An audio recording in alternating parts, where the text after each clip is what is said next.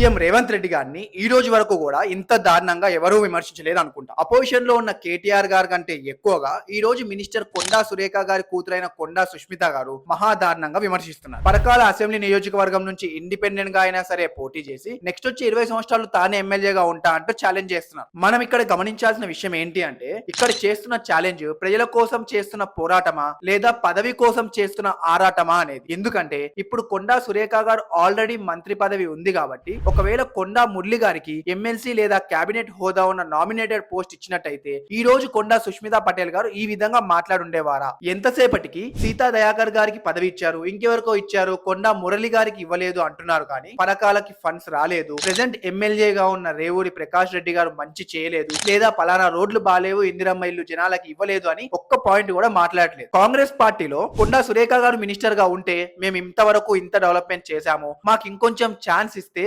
ఇంకొంచెం మంచి చేస్తామనే దాన్ని కాకుండా ఎవరికో పదవులు ఇచ్చారు మాకు ఇవ్వలేదు అనే భావనే ఎక్కువగా కనిపిస్తుంది. ఒక 6 నెలల ముందు కూడా కొండా సురేఖ గారి ఇంటికి పోలీసులు వచ్చారని, రేవంత్ రెడ్డి గారు బీసీ నాయకులకి అస్సలు విలువనివ్వట్లేదని చాలా పెద్ద గొడవే చేశారు. మళ్ళీ వెళ్లి రేవంత్ రెడ్డి గారితో కలిసి సెటిల్మెంట్ చేసుకున్నారు. కానీ ఈసారి కాంగ్రెస్ పార్టీ కొండా సురేఖ గారికి డిసిప్లినరీ కమిటీ నోటీస్ ఇచ్చింది. వచ్చే 3 రోజుల్లో మినిస్టర్ కొండా సురేఖ గారు దీనిపైన ఎక్స్ప్లెనేషన్ ఇవ్వాల్సి వస్తుంది. మరి నిజంగానే కొండా సుష్మిత గారు ఇండిపెండెంట్ గా నిల్చుంటే పరకాల ఎమ్మెల్యే అవుతారా? మీ ఒపీనియన్ ని కమెంట్ చేయండి.